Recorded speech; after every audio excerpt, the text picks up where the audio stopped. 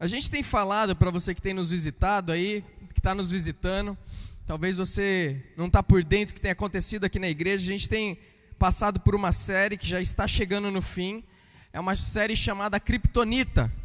E o intuito dessa série é falar um pouco a respeito de como existem coisas na nossa vida, mais especificamente pecados, que não só nos afasta de Deus, mas nos afasta de viver o pleno potencial pelo qual você foi feito para viver. Você não conseguirá viver aquilo que Deus tem para você viver. Por quê? Porque o pecado, aquilo que praticamos, que flui da nossa natureza pecaminosa, ela não só nos afasta de Deus, mas nos enfraquece. Assim como a Kryptonita enfraquecia o super-homem. Mas sabe o que é interessante? Quero contar uma história para vocês. Talvez você já passou por isso. Quando eu era criança, eu tinha aí uns 6, 7 anos de idade. Meu pai, era uma época de fartura na minha família. E meu pai, ele falou, eu não lembro se era presente de Natal, de aniversário, mas ele disse o seguinte para mim. Ele falou: filho, ele me levou nesse lugar cheio de brinquedo em Ribeirão Preto, interior de São Paulo. Lá tem muitos shoppings e shoppings lindos. E ele me levou em um desses shoppings, aquelas lojas cheias de brinquedo. E ele falou assim: filho, você pode escolher o que você quiser. E eu fiquei andando, né? Aquele mundo de brinquedo, imagina a cabeça da criança como que não fica, né? E ainda mais quando o pai fala que a gente pode escolher. Daí eu fui lá, mexi, eu acho que o negócio não estava andando. Então meu pai, ele falou o seguinte: filho, que tal se eu comprar para você um rádio? Tá, você deve pensar, nossa, rádio, que é isso? Mas naquela época o negócio era bom, né? Era um negócio que não era todo mundo que tinha. E meu pai queria comprar um rádio para mim. Na época eu tocava CD. Para você que não conhece CD, sinal que você que conhece tá velho pra caramba, né? Mas toca CD, toca fita, toca um monte de coisa, é muito bom. E eu tendo uns 6, 7 anos de idade, eu falei: não quero não. Daí meu pai, ele pensou em outra coisa. Ele falou: filho, então por que você não quer que eu compre uma raquete de tênis para você jogar tênis? Tudo coisa, gente, que custava caro na época. E eu lembro que, não quero esse negócio não. E daí, depois de muitas idas e vindas, eu peguei e escolhi o meu presente. Você não vai acreditar qual era o meu presente. Meu presente era uma maletinha desse tamanho, de plástico. E dentro tinha ferramentas de plástico. Eu sei que o Elias entende o que eu estou falando. Entende? Mas, gente, eu escolhi o pior presente. Meu pai estava querendo me dar um carro zero, modos de falar, né, claro, um carro zero, e eu peguei uma bicicleta. É engraçado porque na nossa vida nós rejeitamos muitas coisas. E eu lembro, e eu fico imaginando qual era o pensamento do meu pai, né? Hoje eu que sou pai, eu fico imaginando meu pai querendo dar o melhor, meu pai tendo a possibilidade naquele momento, e não foi sempre, ele queria dar algo para mim, que seria melhor, que seria para o meu bem, que eu conseguiria talvez fazer grandes coisas com aquilo, mas de repente, eu rejeito isso. Você já foi rejeitado na sua vida? Você já foi rejeitado? Alguém foi rejeitado aqui? Você sabe que nós, como pastores, nós sentimos muitas rejeições. Então a gente aprende a lidar com rejeição. A gente convida alguém para o culto, a pessoa fala: não, obrigado, não sei o quê. A gente bate na porta de alguém para pregar o evangelho, somos rejeitados, a pessoa fecha a porta. Gente, nós aprendemos a lidar com a rejeição, mas muitas das vezes em que eu tive que lidar com a rejeição, eu tinha aquele sentimento: poxa, eu tenho algo para oferecer. Eu tenho algo que eu creio que vai ser para o bem dessa pessoa, para o bem dessa família, vai ser para a transformação da vida dessa família, mas não querem. Não querem. E a gente sente essa rejeição. Talvez você já foi rejeitado no seu trabalho, numa faculdade, você tentou entrar, não conseguiu. Talvez você tentou entrar num outro trabalho, não conseguiu. Talvez você queria fazer parte de um grupo de amigos, também não conseguiu. Talvez você foi rejeitado até num grupo de rede social, não sei. Mas rejeição não é muito gostoso de sentir, é ou não é? Vocês estão comigo?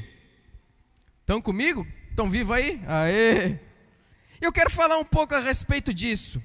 Um pouco a respeito o assunto que eu tenho para falar para vocês, ele tem a ver um pouco com rejeição. Eu quero falar sobre um pecado que não é pecado. Olha que interessante, um pecado que não é pecado. Então abra sua Bíblia aí no texto de Lucas 14. Você que está nos visitando não precisa se preocupar. A gente tem o texto aqui que vai passar aqui atrás, você pode acompanhar.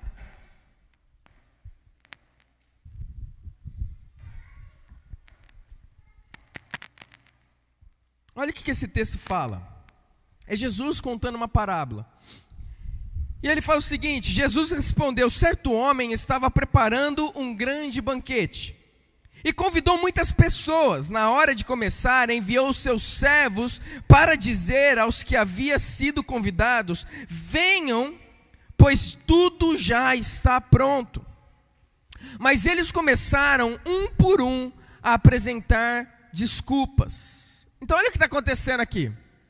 A gente tem uma situação onde um homem ele prepara um grande banquete. Agora ele envia os seus convites. Não é um qualquer banquete, não é uma festinha de aniversário, não é uma celebraçãozinha. Ele está preparando algo que é um negócio especial. Não são todos convidados, são pessoas escolhidas que vão para essa festa. É algo que não era comum, era algo que não era normal, era algo que era extravagante. Uma festa, imagina, uma festa de gala, uma festa onde você tem pessoas ali que não permitem com que todo mundo entre, somente quem tem o convite. Esse cara, ele tem os convidados. Ele preparou a festa estava pronta. Então ele fala para os seus servos agora: agora vocês vão e chamem e avisa para todo mundo que está pronta. E conforme eles vão atrás dessas pessoas para convidar, para chamá-las e dizer que está pronta, acontece algo. Acontece que elas começam a falar muitas desculpas. Repete comigo aí: desculpas. Desculpas. E olha o que o texto continua falando. O primeiro disse: acabei de comprar uma propriedade e preciso ir vê-la. Por favor, desculpa-me. Outro disse: acabei de comprar 5 juntas de boi, estou indo experimentá-las, por favor, desculpe-me. Ainda o outro disse: acabo de me casar, por isso não posso ir. É interessante porque essas são as desculpas que eles entregaram. Mas o que uma desculpa realmente fala? Quando alguém chega para você e você convida aquela pessoa para algo, você chama ela para ir para a tua casa, você chama ela para vamos lá jantar lá em casa, vamos sair para fazer alguma coisa, vamos para a igreja de skate. Hoje eu vim de skate, viu, gente? Vamos para a igreja de skate. E aí quando a pessoa chega para você e fala o quê? Não, não vai dar, eu tenho um compromisso nesse dia. Eu tenho um outro jantar, não, eu tenho uma reunião. O que isso está dizendo para nós? Quando alguém fala uma desculpa para você, ou quando você dá uma desculpa para alguém, o que essa desculpa está dizendo? A desculpa ela fala que o que nós temos para fazer é mais importante do que aquilo que a pessoa está nos chamando para fazer. É ou não é? Em outras palavras, o que esse povo estava dizendo para aquele homem do banquete, estava dizendo o seguinte: o que eu tenho para fazer é mais importante do que estar com você, do que estar na sua festa, do que estar nesse banquete. Afinal, o que um banquete representa? O que significa chamar alguém para comer na sua mesa, especialmente naquela época? Hoje em dia, muitos têm perdido esse hábito. Mas chamar alguém para comer na mesa significa aquilo que muitos têm chamado de tempo de mesa. É o quê? Se relacionar, é querer estar junto com aquela pessoa que te chamou. É querer se relacionar, conversar com aquela pessoa. Então, na verdade, o que eles estavam dizendo, de cada um do seu jeito, cada um da sua forma, eles estavam dizendo: eu tenho algo mais importante do que estar com você. E olha as desculpas então, vamos ver as desculpas aí? Primeira desculpa: acabei de comprar uma propriedade e preciso ir vê-la. Por favor, me desculpa. Gente, se eu perguntar para você, é pecado ter uma propriedade? É pecado ou não é? Nossa, se for, tem um monte de gente aí que tá ruim, hein? Não, não é pecado. Pelo contrário, uma propriedade é bênção. É algo que nós clamamos, nós pedimos. Quem que não quer ter uma casa própria? Quem que não quer ter um apartamento próprio? Quem que não quer ter uma casa na praia? Ê! Eu quero ter uma casa na praia, esse é meu sonho.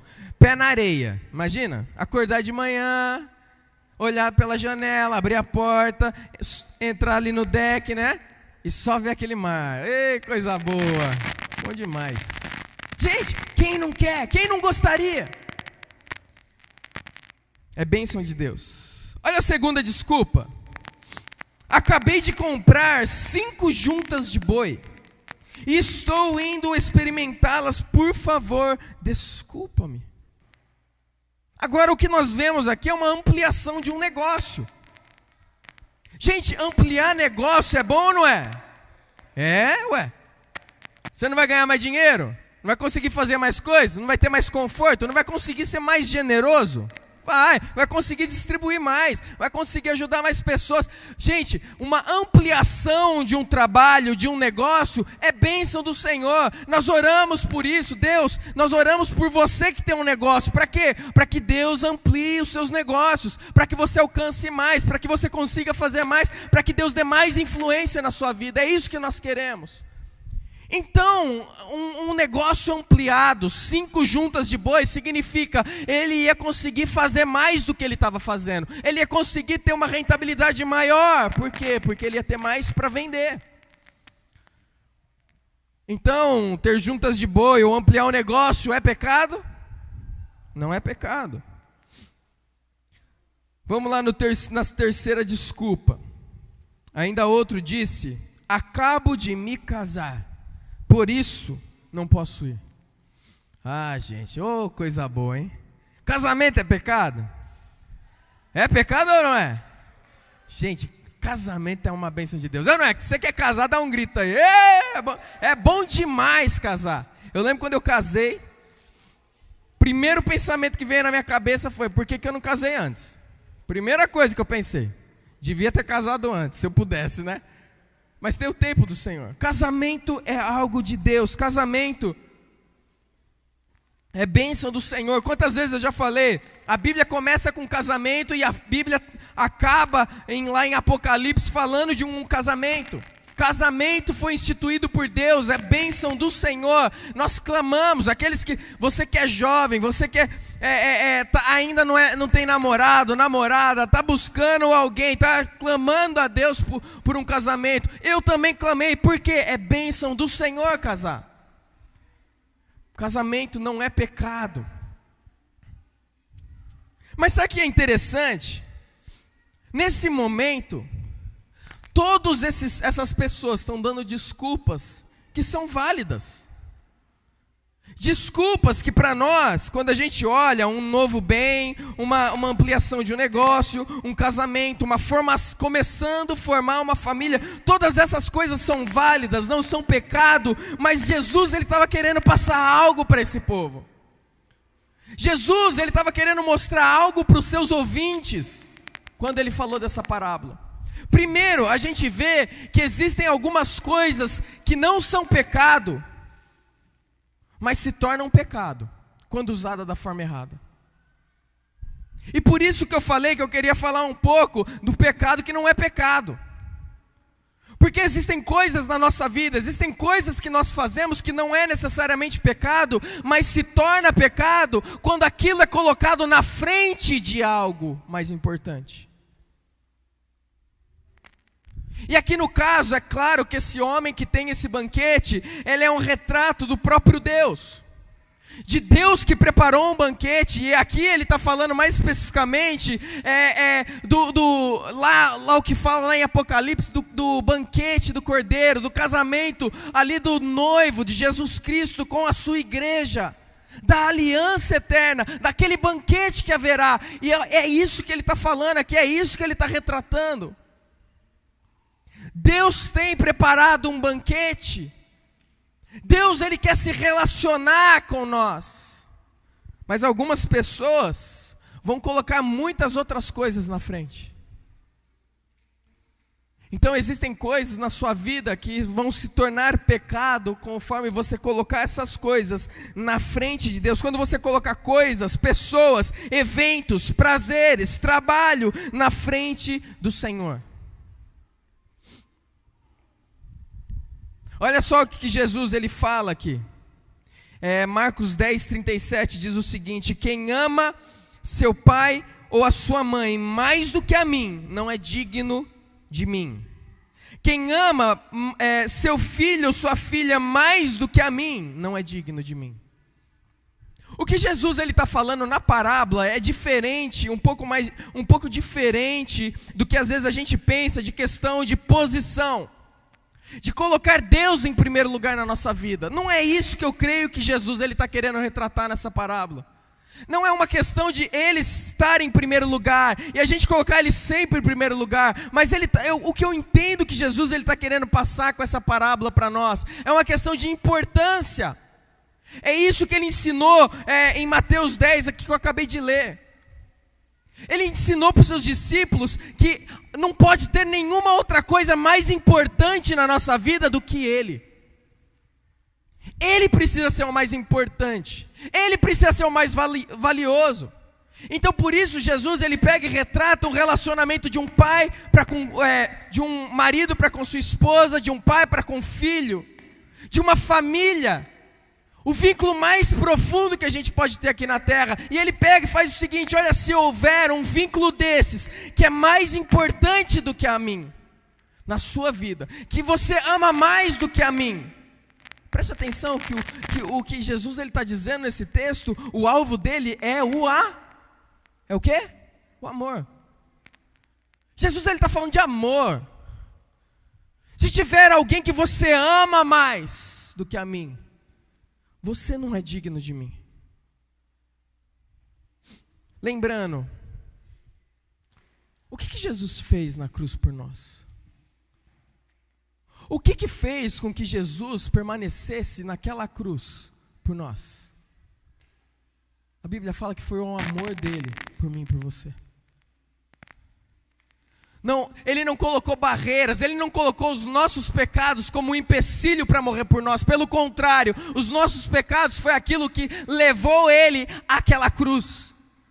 E a razão dele permanecer naquela cruz, tendo todo o poder e toda a glória para sair daquela cruz, podendo ele chamar uma multidão, uma legião de anjos lá e acabar com tudo aquilo que estava acontecendo, Jesus ele permanece. Lembra o que era falado para Jesus? Era constantemente falado para Jesus quando ele estava sofrendo o seguinte: você não é o rei dos judeus? Você não é aquele que se declara Deus? Por que agora você não sai daí? A razão é por amor. Então quando Jesus está falando o seguinte em Mateus: se tem alguém que você ama mais do que a mim, você não é digno de mim, pode ter certeza que ele está falando com toda a autoridade que tem para falar. A grande questão aqui, meus irmãos, é que ele está falando de importância. A grande questão aqui é que Jesus ele está falando uma questão de desejo do nosso coração nessa parábola. Em outras palavras, eu poderia fazer essa seguinte pergunta para você: onde você deseja estar? Ou melhor, com quem você deseja estar? Ou ainda, eu poderia perguntar para você: quão importante para você é estar com Jesus? Quão importante para você é estar na presença dEle? Quão importante é para você? E é interessante porque existem sim pecados que nos assombram, que a gente luta e parece que a gente não vence. E eu creio que hoje, isso que eu estou falando para vocês é uma chave para que você consiga vencer esses pecados, para que você se torne livre verdadeiramente. Olha o que esse texto aqui, olha esses 3 tipos de crente aqui que eu quero falar para você. Primeiro existe aqueles que escolhem ignorar o pecado por causa do seu coração duro. Existe aquele crente, aquela pessoa que conheceu Jesus, mas ele começa a viver uma vida onde o pecado se tornou tão prazeroso para ele, que ele começa a ignorar o que o Espírito Santo fala ao coração dele, para ele ir contra, para ele abandonar aquelas práticas erradas, abandonar a mentira, abandonar o adultério, abandonar a pornografia, abandonar a desonestidade, abandonar a língua perversa, que difama, que machuca pessoas, abandonar a ira. O que acontece? A pessoa começa a ignorar isso e começa a viver com o seu coração endurecido para o pecado. É aquilo que Salmo 5,5 vai falar, é que essa pessoa, ela não tem lugar na presença de Deus. Os arrogantes, ela se torna arrogante, porque ela entende que ela consegue viver sem o Senhor. Esses não têm lugar na presença de Deus. Mas existe aquele outro tipo de pessoa, que acredita que Jesus é poderoso bastante para nos livrar da culpa do pecado, da sentença do pecado, da condenação do pecado. Mas não acredita que Ele é poderoso o suficiente para nos libertar da escravidão do pecado. Então essa pessoa, ela vive a vida dela, ela vai vivendo, ela vai tendo aquelas lutas com o pecado, mas ela acredita o quê? Eu sou livre da culpa, Jesus pagou um preço por mim, mas eu sei que essa escravidão, eu não vou ser liberto enquanto eu não estiver no céu. O grande problema é que essa pessoa, ela acaba simplesmente vivendo a vida da maneira que é, sem lutar contra o pecado. Mas daí existe o terceiro tipo de crente, que é aquele que vive lutando para se libertar do pecado. É um crente que entendeu a respeito da libertação que Cristo veio trazer para nós. Eu quero lembrar, gente, muitas das coisas que eu estou falando aqui, eu já preguei aqui na igreja. Mas eu quero lembrar, gente, dos 3 níveis de libertação que Jesus veio nos dar. O primeiro nível de libertação que Jesus veio nos dar é a libertação da culpa do pecado. E talvez eu quero que nesse momento você pense qual é o nível que você está. Onde você se encontra hoje? Vou ler um texto aqui para vocês que explica isso melhor. Então olha só, Romanos 8 vai dizer o seguinte: portanto agora já não há condenação para os que estão em Cristo Jesus, porque por meio de Cristo Jesus a lei do Espírito de vida me libertou da lei do pecado e da morte. O primeiro nível de libertação que Deus quer causar nas nossas vidas é a libertação da culpa do pecado. É o que na teologia nós chamamos de justificação. Então isso acontece no momento onde você entende o quão pecador você é, quão longe você está de Deus, e você se arrepende dos seus pecados e coloca a sua fé em Jesus Cristo. E diz o seguinte: Jesus, eu creio que o Senhor é o Senhor, que o Senhor pagou um alto preço pelos meus pecados, eu me arrependo dos meus pecados. Nesse momento a Bíblia diz que nós somos libertos da culpa do pecado. Jesus Cristo tira o fardo da culpa, aquele peso da culpa do pecado que está sobre nós, Ele tira. Obrigado, meu irmão. Ele tira. É nesse momento que acontece isso. Talvez você esteja aqui e você esteja nesse nível. Ou talvez você já passou por esse nível. Ou talvez você está aqui pensando o seguinte: eu ainda nem cheguei nesse nível. Eu ainda nunca confessei Jesus como Senhor da minha vida. Eu nunca tomei uma posição, eu nunca me arrependi dos meus pecados diante de Deus. Esse é o primeiro nível. Você precisa tomar uma decisão. Porque enquanto você não tomar essa decisão, você vai viver a sua vida inteira carregando a culpa do seu pecado. E um dia você vai ter que prestar contas ao Senhor. Por favor, cuida das crianças aí. O segundo nível é o seguinte: é a libertação do poder do pecado. É o que nós chamamos de santificação na teologia. Romanos 6:11 vai dizer o seguinte: da mesma forma, considerem-se mortos para o pecado, mas vivos para Deus, em Cristo Jesus. Portanto, não permitam que o pecado continue dominando os seus corpos mortais, fazendo que vocês obedeçam os seus desejos. Não ofereçam os membros do corpo de vocês ao pecado como instrumentos de injustiça. Antes, ofereçam-se a Deus como quem voltou da morte para a vida, e ofereçam os membros do corpo de vocês a Ele como instrumentos de justiça, pois o pecado, preste atenção, pois o pecado não os dominará, porque vocês não estão debaixo da lei, mas debaixo da graça de Deus. O que esse texto está dizendo é desse segundo nível de libertação que Deus quer causar na nossa vida. E é esse nível que nós estamos hoje, você que aceitou Jesus, você que tomou um passo, você que disse, eu me arrependo dos meus pecados, eu entendo que eu não posso viver sem o Senhor. O Senhor precisa reinar na minha vida. Você que confessou Jesus, você vive nesse lugar agora, nesse nível de libertação. E esse nível de libertação é onde Deus Ele quer nos libertar do poder do pecado, do domínio do pecado. Por isso que Paulo ele vai dizer o seguinte: pois o pecado não os dominará mais. Você não precisa mais oferecer o seu corpo para os prazeres da vida. E quando eu falo prazer, é aquele prazer deturpado. Existe um prazer muito maior na vida, que talvez você ainda não conheça, que é estar com Deus, é em obedecer o Senhor. E tudo que eu estou falando aqui tem a ver com isso, tem a ver com estar com Ele. Mas existe o terceiro nível de libertação, que é aquela libertação que nós teremos quando nós estivermos no céu. E olha o que Apocalipse fala. Apocalipse 21, 27 vai dizer assim, nela ele está falando do lugar, da cidade, dessa nova Jerusalém, desse lugar onde Deus vai preparar para os seus santos, para o seu povo. E olha o que ele fala a respeito desse lugar. Ele fala assim: nela jamais entrará algo impuro, nem ninguém que pratique o que é vergonhoso ou enganoso, mas unicamente aqueles cujos nomes estão escritos no livro da vida do Cordeiro.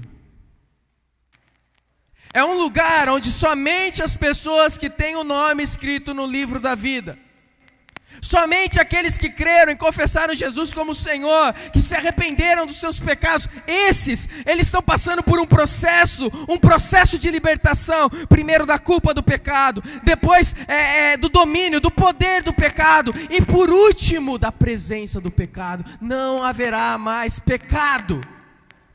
Você vai conseguir viver a sua vida da maneira que Deus fez você para viver, sempre honrando e glorificando Ele. Imagina um mundo, um lugar onde eu e você, onde não tem mais doença. Você consegue imaginar? Não dá nem para imaginar, gente. Onde você não tem um resfriadinho, onde não vai ter pandemia, onde não vai ter uma dorzinha de cabeça. Imagina isso. Um lugar onde você corta o seu dedo, não vai infeccionar, e você não vai morrer por uma infecção. Não vai ter morte. Um lugar que não só não vai ter doenças, mas também não vai ter dor. Isso significa algo, significa que não vai ter aquelas pessoas que causam dor. Não vai ter ladrão. Quem já foi roubado aqui? Levanta a mão se você já foi roubado. Não vai ter dor, não vai ter roubo. Quantos aqui já falaram mal não? Quantos aqui já falaram mal de você? Levanta a mão aí. Já falaram mal de você? Não vai ter isso lá. Já mentiram a respeito de você? Não vai ter também. Você já se irou? Não vai ter ira lá, pode ficar tranquilo. Você imagina um lugar desse? Você imagina? E é engraçado que eu lembro que um amigo meu, quando ele foi para o seminário onde eu estudei, ele era uma das pessoas que dormia no meu quarto. A gente dividia o quarto juntos lá. Ele foi com o pensamento de que ele achou que o seminário, por ser pessoas que estão indo lá para ser treinadas, para virarem pastores, missionários e tudo mais, ele pensou que ia ser o céu na terra. Então imagina, um seminário, tudo homens e mulheres que estão lá com o intuito de conhecer mais a Deus, de se aprofundar na palavra e de virarem pastores, missionários e assim por diante. Então ele chegou pensando o seguinte: vai ser o céu na terra. Quando ele chegou lá, ele passou o primeiro semestre quase que mudo, do susto que ele levou. Então até mesmo um lugar onde está cheio de crente, ainda tem pecado, ainda tem lutas, ainda tem dor. Então nem isso a gente consegue imaginar, a gente não consegue nem comparar como que vai ser o céu, porque o céu, Jesus Cristo vai estar presente. O céu, Ele vai estar lá, não vai ter mais dor, não vai ter mais choro, não vai as dores que nós sentimos aqui, os medos, as frustrações, a ansiedade, as preocupações, não vai ter. Libertos da presença do mal, do pecado. Mas existem sim, nesse momento, no segundo nível, onde a maior parte de nós estamos passando, onde Deus Ele quer nos libertar do poder do pecado hoje. E existem pecados na nossa vida que nos agarram, pecados que a gente luta e parece que a gente não consegue vencer. Pecados que quando a gente escuta a palavra de Jesus, que Ele disse assim: então conhecerão a verdade vos libertará. Você fala o seguinte: eu conheço Jesus, eu conheço a palavra dEle, mas eu ainda não estou liberto totalmente. Eu ainda continuo lutando, é algo que eu não consigo abandonar, é algo que eu não consigo deixar, é algo que eu não consigo vencer. E você começa a perguntar: será que eu vou passar a minha vida inteira lutando com esses pecados? Será que eu nunca vou ser liberto? Será que a palavra de Deus está falando, quando Ele fala lá em Romanos, que a gente acabou de ler, que o pecado não mais tem domínio sobre as nossas vidas? Será que Deus estava mentindo? E aqui, onde eu creio que tudo vai começar a encaixar aqui na mensagem. Parece que eu estou pregando duas mensagens paralelas. Falei do banquete e da libertação do pecado. Mas o banquete tem tudo a ver com a libertação do pecado que Jesus quer causar na nossa vida. Olha o que Jesus falou para os seus discípulos em João 8. João 8, 31 diz assim: disse Jesus aos judeus que havia crido nele: se vocês permanecerem firmes na minha palavra, verdadeiramente serão meus discípulos, e conhecerão a verdade, e a verdade os libertará. Eles lhe responderam: somos descendentes de Abraão e nunca fomos escravos de ninguém. Como você pode dizer que seremos livres? O povo estava meio confuso. Jesus estava falando que eles seriam libertos, e eles não estavam entendendo. A gente nunca foi escravo, como que a gente vai ser liberto do que se a gente nunca foi escravo? Então Jesus ele explica. Jesus respondeu: digo-lhes a verdade, todo aquele que vive pecando é escravo do pecado. O escravo não tem lugar permanente na família, mas o filho pertence a ela para sempre. O filho pertence a ela para sempre.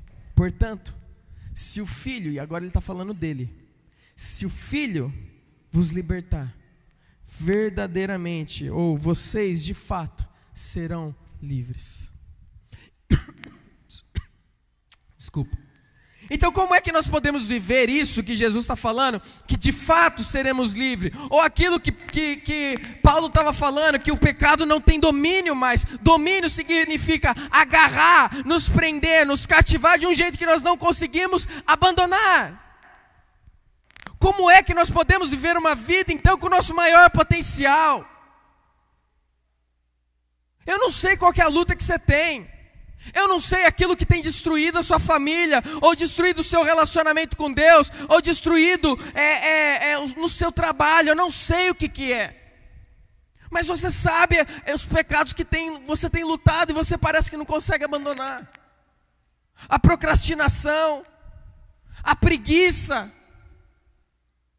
a ansiedade. Eu não sei. Mas talvez ela está batendo aí na porta toda hora, e toda hora você está resistindo, mas chega uma hora que você cede. Cadê a libertação? Eu creio que aqui Jesus, quando ele fala, e conhecerão a verdade vos libertará, é aquela palavra que lá no Antigo Testamento era conhecido como Yoda, que significa um conhecimento íntimo e profundo.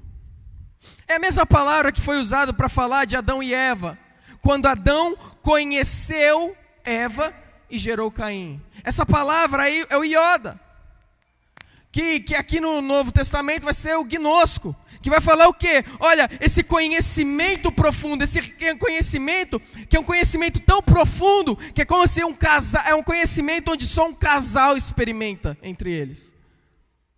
Onde mais ninguém, onde um marido e uma esposa se conhecem de uma forma que ninguém mais os conhece. Onde eles se tornam uma só carne e onde ninguém mais se torna uma só carne com eles. Por isso, você que é pai e mãe, lembre-se sempre disso. Você é uma só carne com a sua esposa, com o seu marido, não com os seus filhos. Então zele pelo seu relacionamento com a sua esposa, com o seu marido. Mas voltando aqui, é esse conhecimento que Jesus está falando. É um conhecimento profundo e íntimo que nos libertará. Mas que conhecimento é esse? Porque eu falo que uma das coisas que eu mais falo aqui é sobre o conhecimento de Deus. Não é? É ou não é? É você buscar, é você intensificar, é você se consagrar, é você querer orar mais e buscar mais o Senhor. Então qual é o tipo de relacionamento, o tipo de conhecimento que Jesus está falando? Primeiro, ele está falando um conhecimento que é baseado na verdade. E ele primeiro já inicia falando o seguinte: firmem-se na minha palavra, e vocês verdadeiramente serão meus discípulos e conhecerão a verdade vos libertará. Primeiro, a palavra de Deus é a verdade. Então significa que existem mentiras. Mentiras que ao longo da nossa vida, elas vêm como verdades e a gente vai acreditando. Você quer ser liberto? Então você precisa conhecer a verdade. Você precisa entender a palavra. Você precisa se aprofundar na palavra. Mas isso não é o suficiente também. O suficiente não é você simplesmente ser um cabeção. Mas Jesus, ele está falando de um conhecimento da verdade. E Jesus declarou o quê? Eu sou o caminho, a verdade e a vida. Ninguém vem ao Pai senão através de mim. Em outras palavras, é um conhecimento não só teórico, mas flui da teoria para a experiência, para a prática. Mas isso ainda não é suficiente. Até aqui eu já falei muito para vocês. Até aqui eu sempre falo para vocês. Se baseie na palavra e se aprofunde no relacionamento com Deus. Se baseie na palavra e busque o Senhor em oração. Clama ao Senhor em oração. Viva uma vida profunda na palavra e uma profunda vida de oração, de busca, de conhecimento com o Senhor. Eu sempre falo isso. Mas isso não é suficiente para a libertação. O tipo de relacionamento que Deus quer com você é um relacionamento que você vai entender o que eu estou querendo dizer com a ilustração da vida de Paulo. Olha o que fala aqui em Filipenses 3:8. Filipenses 3:8 diz o seguinte. Olha o que Paulo fala do relacionamento dele com Deus. Ele fala assim: mais do que isso, considero tudo como perda.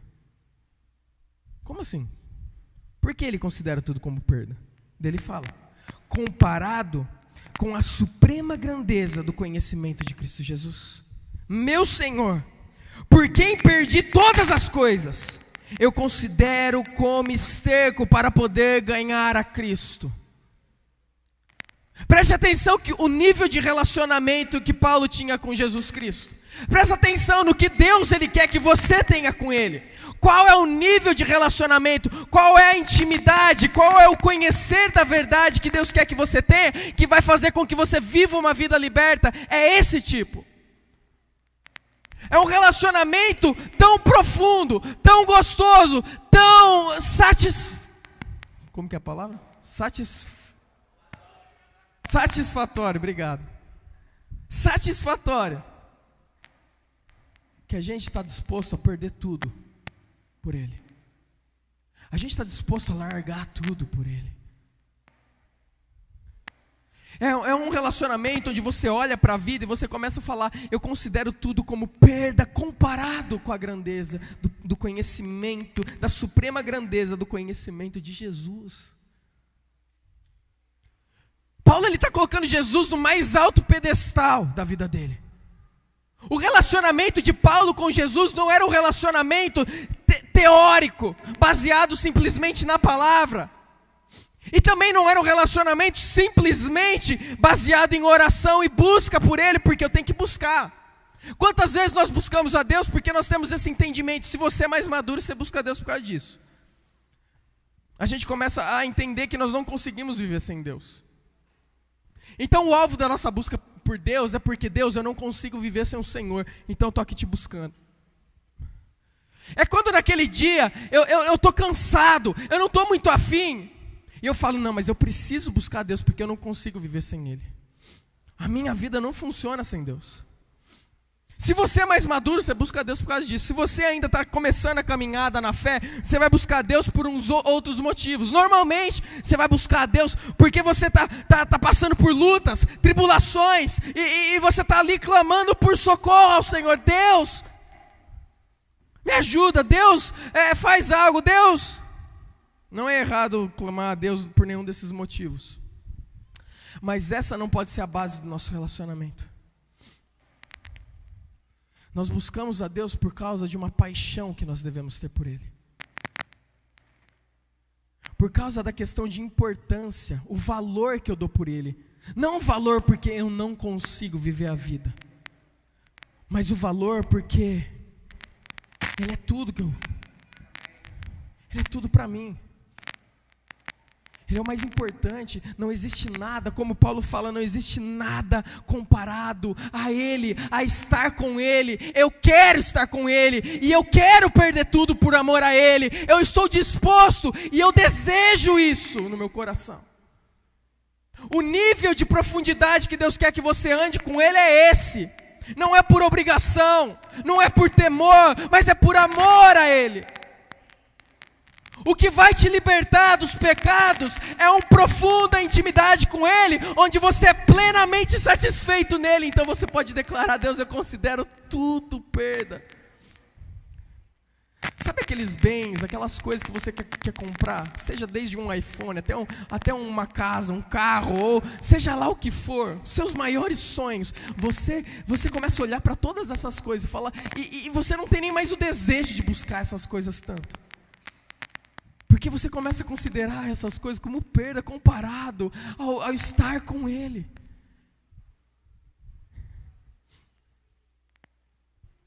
Eu lembro isso de uma maneira muito forte na minha vida. Por muitos anos eu estava buscando a esposa que Deus tinha para mim. Como eu me converti jovem quando eu digo pré-adolescente, depois da minha conversão, eu entendia que Deus tinha uma pessoa para mim. Eu comecei a buscar o Senhor. Eu buscava, errava, buscava, errava.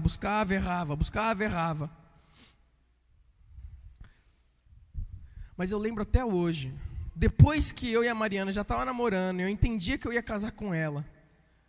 O Espírito Santo, enquanto eu estava orando, o Espírito Santo me lembrou do que aconteceu na minha vida. Eu amo isso. Como o nosso relacionamento com Deus é fantástico. Deus, Ele está pintando uma história. Ele está pintando um quadro da sua vida. Enquanto Ele está pintando aquele quadro, a gente não entende por que a gente está passando pelo que a gente está passando. Enquanto a gente está sofrendo, Ele ainda está pintando a história.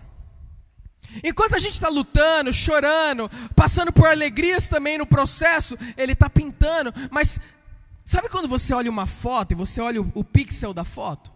Você olha tão de perto a foto, você só vê o pintinho, a gotinha de tinta. Você não consegue enxergar a imagem inteira. Se você colocar as suas fotos aí numa lente bem profunda, você não vai conseguir enxergar ela inteira. Mas é interessante que Deus vai pintando, então a gente vai passando por cada gotinha da nossa história, da pintura que Deus está fazendo na nossa vida, e a gente não entende o que está acontecendo. Mas em certos momentos da nossa vida, Deus Ele fala assim: agora, filho, dá um passo para trás. Daí você dá um passo para trás, Ele te mostra tudo que Ele estava fazendo. E foi assim um tempo comigo. Eu lembro que depois, então, que eu e a Mari, eu sabia que eu ia casar com ela, Deus já tinha me direcionado para isso. Deus, Ele me lembrou de uma oração que eu fiz antes de vir para o Brasil e a gente começar a namorar. Eu ajoelhei no meu quarto e eu falei assim: Deus, eu sei que o Senhor quer fazer grandes coisas na minha vida, por meio da minha vida. Eu falei: Deus, eu não quero perder nada do que o Senhor tem. E eu sei que o meu coração é enganoso, eu sei o tanto que eu desejo a esposa que o Senhor tem preparada para mim. Mas Deus, eu abro mão disso daí, para viver o que o Senhor tem para mim. E o Espírito Santo falou comigo, você lembra dessa oração? O Espírito Santo falou assim: naquele dia, você entendeu que o seu maior bem era eu e não a esposa que eu tinha para dar para você. Foi por isso que eu te dei. Você estava pronto. Tem coisas que nós não recebemos porque nós não estamos prontos. Estamos valorizando mais coisas, pessoas do que Deus, do que o próprio Deus. Vamos voltar para o banquete?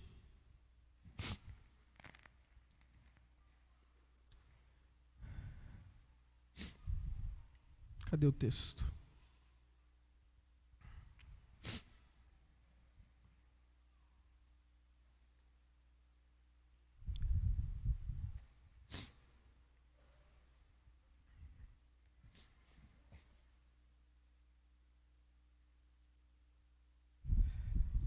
Deixa eu abrir aqui no texto que ele fugiu.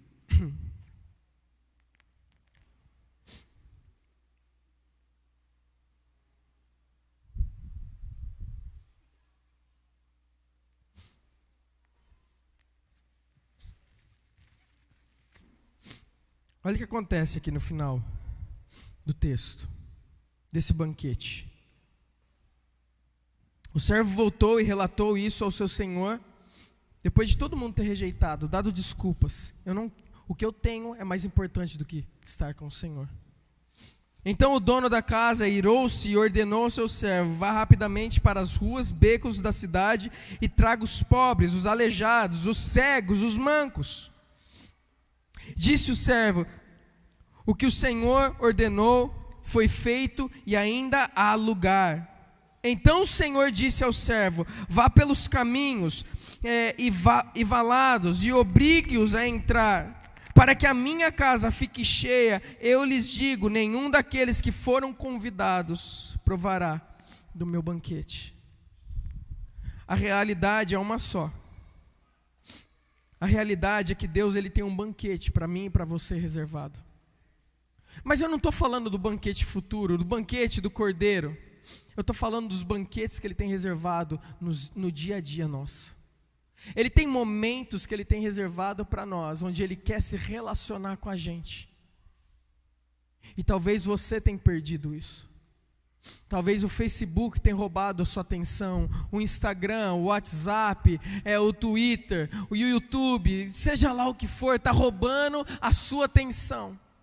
Eu creio que muitos desses que foram chamados para a festa nem sequer ouviram o chamado. Você já percebeu quando você está na frente da televisão ou vendo alguma coisa no seu celular e a sua esposa ou alguém chega para conversar com você, você está ouvindo a pessoa, mas você não está entendendo nada que ela está falando porque você está prestando atenção? Alguém já fez isso antes? Algum homem está comigo nessa pegada aí? Acontece. Eu creio que muitos naquele momento nem sequer ouviram o chamado para o banquete. E talvez você não tenha ouvido o chamado que Deus tem dado dia a dia para você estar com Ele. Sabe por quê? Por causa da vida frenética, de trabalho, de rotina, de tudo que você tem para fazer, que está na frente do Senhor. Primeiro, você quer ser liberto? Deus, se você estiver plenamente satisfeito em Deus, plenamente satisfeito nele, encontrar paixão na intimidade com Ele, Deus vai te libertar dessas coisas, porque elas vão perder valor para você. E você talvez que está aqui, e você percebeu que você está naquele primeiro nível de libertação, você ainda precisa confessar Jesus como Senhor da sua vida. Talvez hoje seja o dia, talvez é hoje que Deus está falando: entrega a sua vida a mim. confessa eu como Senhor e experimente a verdadeira satisfação da vida, que é estar comigo. Vamos ficar de pé nesse momento? Aleluia.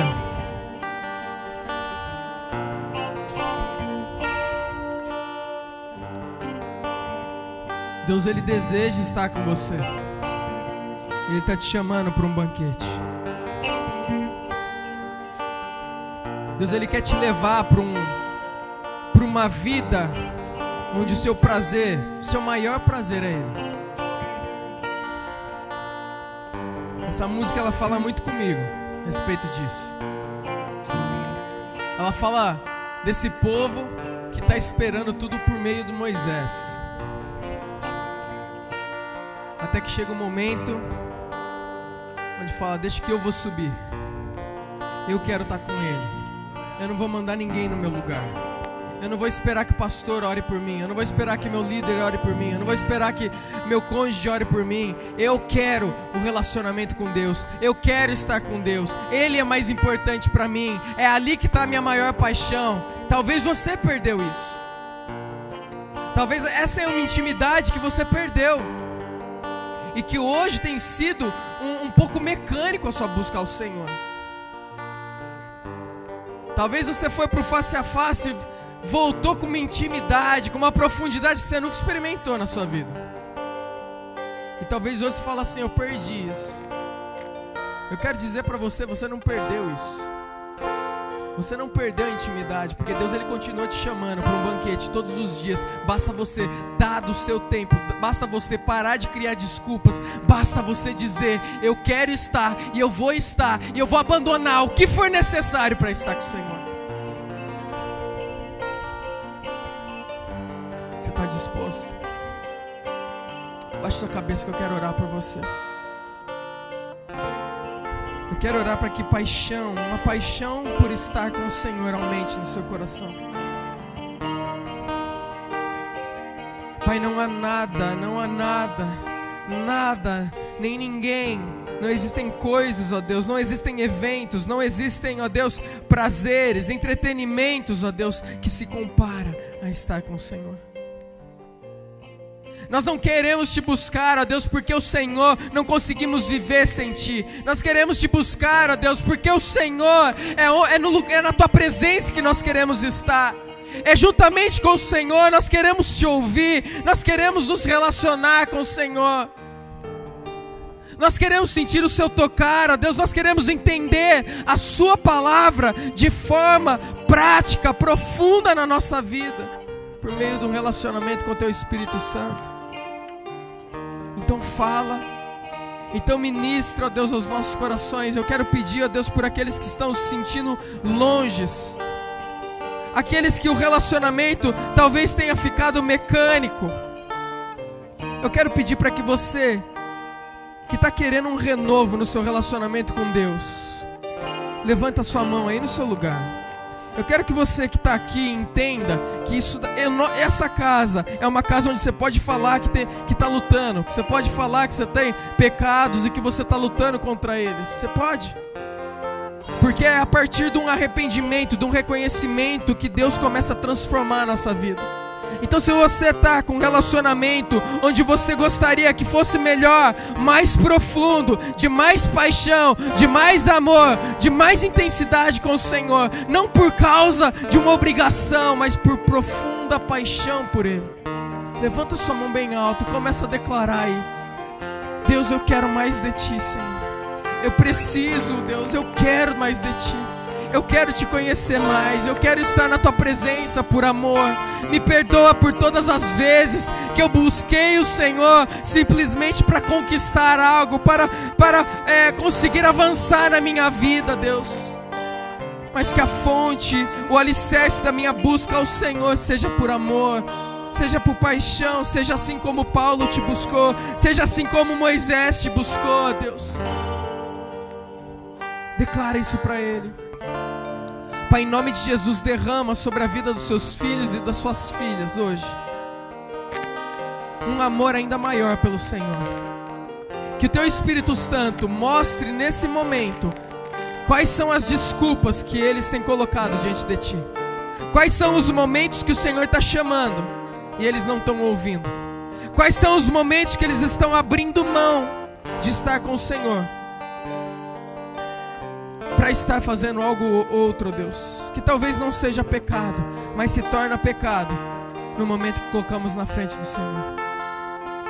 Que o nosso casamento, que os nossos negócios, que os nossos bens não entrem na sua frente, ó Deus, mas que o mais importante para nós seja se relacionar com o Senhor, estar com o Senhor, que a sua face seja o nosso maior alvo, Pai, a nossa maior paixão, em nome de Jesus Cristo, amém. Se você está aqui e você quer um relacionamento com Jesus Cristo, se você ainda não tem, nunca confessou Jesus como Senhor da sua vida, levanta a sua mão onde você está. Se você está nos assistindo, levanta a sua mão aí também, e que em nome de Jesus, hoje você receba o Espírito Santo, que cele a sua vida com a vida eterna do Senhor. Repita comigo essa oração, toda a igreja. Senhor, em nome de Jesus, mantenha a sua mão levantada.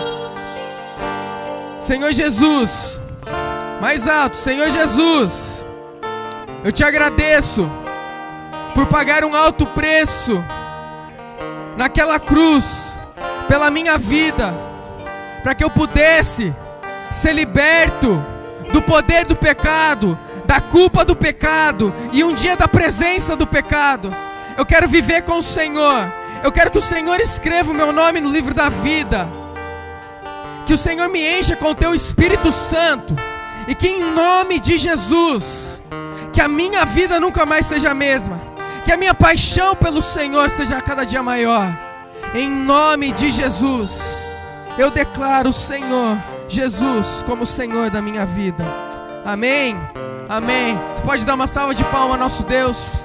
A Ele toda a glória, toda a honra, para todos sempre. Se você que está nos assistindo, você orou, fez essa oração, entre em contato com a gente, que a gente quer te conhecer. Deus abençoe a sua vida em nome de Jesus.